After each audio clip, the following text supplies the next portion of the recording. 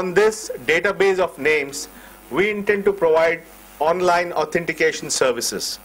What that means is that once this database is built, or even if it's partially built, anyone in this database can go to any authentication point in the country, and if he gives his name and his number and gives his thumbprint or whichever finger he wants, you can check online against that central database and you can get an authentication that the person is who he or she claims to be.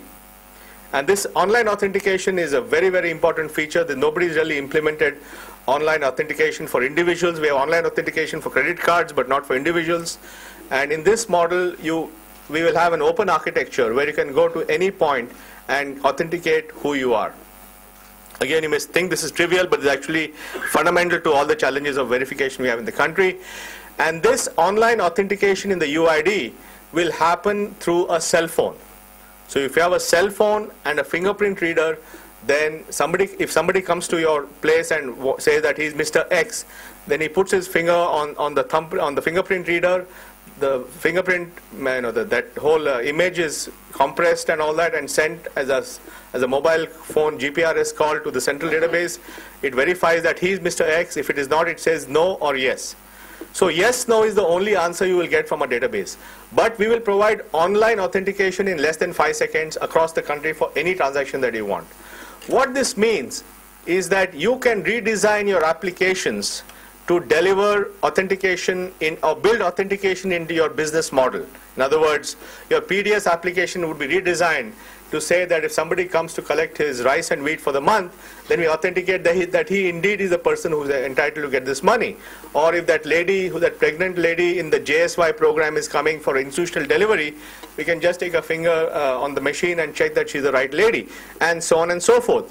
So this combination of having a central depository, which will have one record per person with biometrics and no duplicates, and the ability to do online authentication, essentially is one more platform which we have.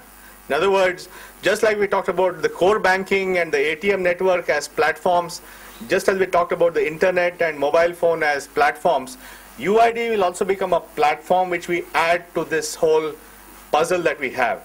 And we believe that it is these networks or these platforms, once they start interacting with each other in the way that we want, that will then lay the foundation for the kind of inclusive growth that we want.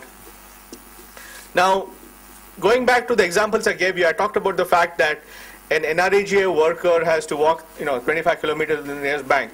The question then comes is, how do we take banking to the people instead of taking people to the bank? And in some sense, we solve this problem in the more prosperous world, right? Your ATMs and your point of sale is nothing but on your internet banking access essentially took banking to the people instead of you to the bank. You can now get up in the middle of the night on the ATM, you can do a transaction, you can walk next door to your ATM and withdraw the money and so forth. So in other words, for those people in the prosperous part of our economy, we have solved the problem of taking the banking to the people at any time, anywhere. But how do we extend this to every village? And that becomes the challenge.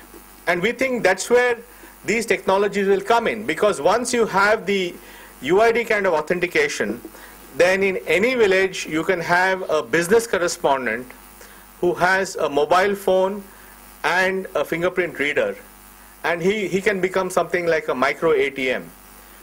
In other words, and already the Reserve Bank is talking of the policy of how BC should be opened up, because it's very clear, Dr. Chakti also was mentioning in the morning, the only way you're going to extend the reach of branches to every village is by having some kind of a business correspondent who can do cash transactions. There is no way we can, today we only have 60 to 70,000 branches in the country. And it simply will not be economical to take a branch to every village.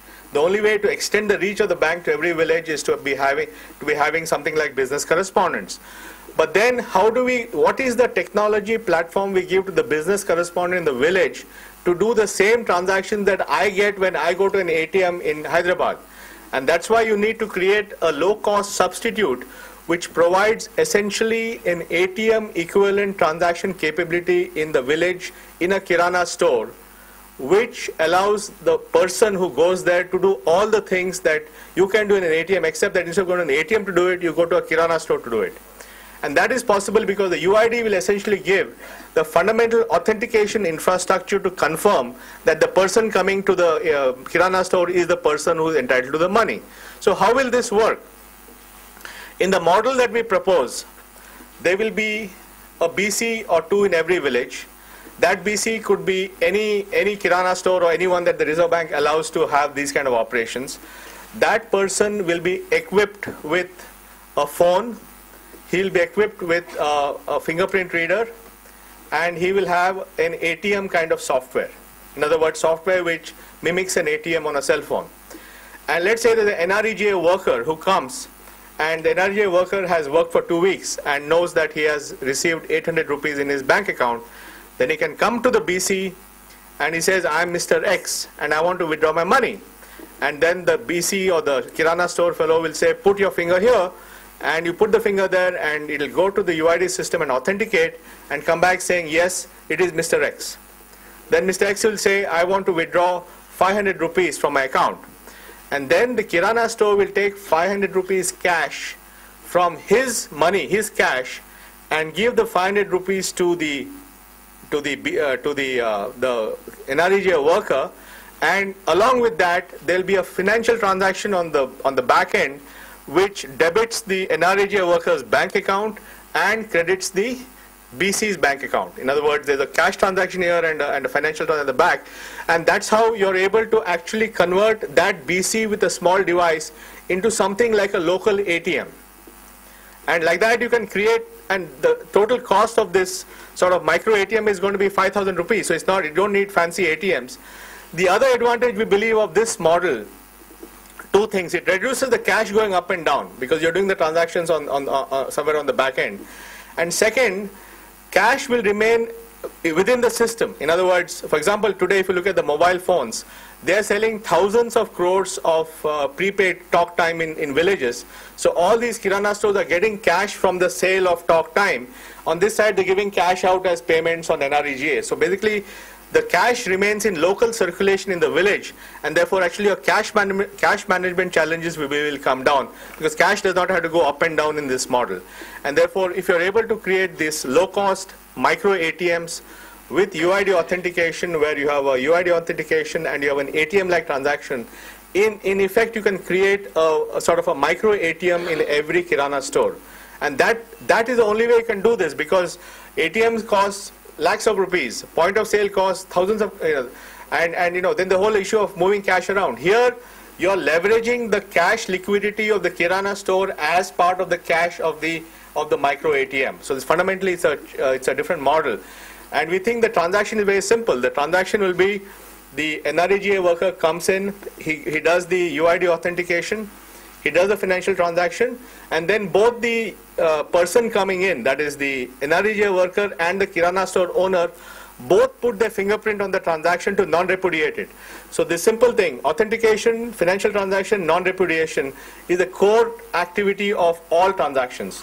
So once you define this envelope of authentication, financial transaction, and non-repudiation, then the financial transaction inside that wrapper could be a withdrawal, could be a deposit, could be a transfer, it could be an inquiry. So everything that you can do in any bank, you can do within this wrapper. And therefore, in a quick way, we're actually now extending the reach of the whole network to all these people.